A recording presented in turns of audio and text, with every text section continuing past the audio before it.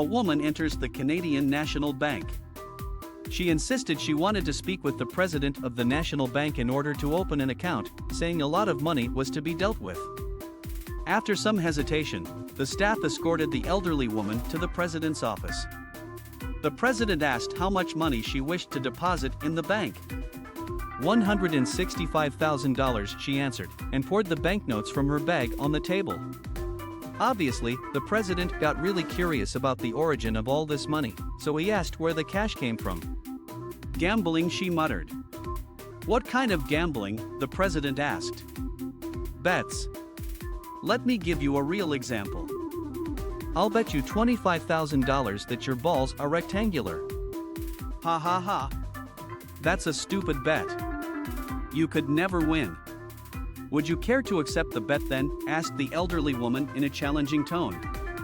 Of course. I'll bet $25,000 that my balls aren't rectangular.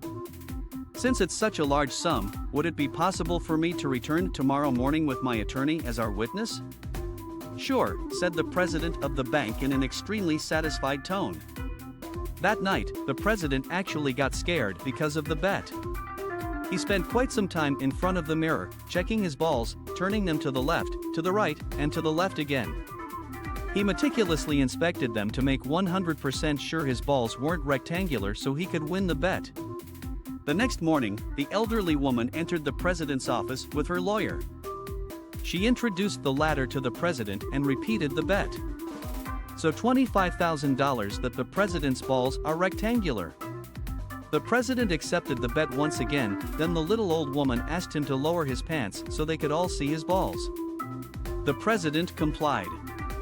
The elderly woman inspected his balls really closely, then inquired whether she could touch them, which the president accepted. After all, he had the opportunity to win $25,000. That's when he noticed the woman's lawyer started to bang his head against the wall. What's the problem with your attorney?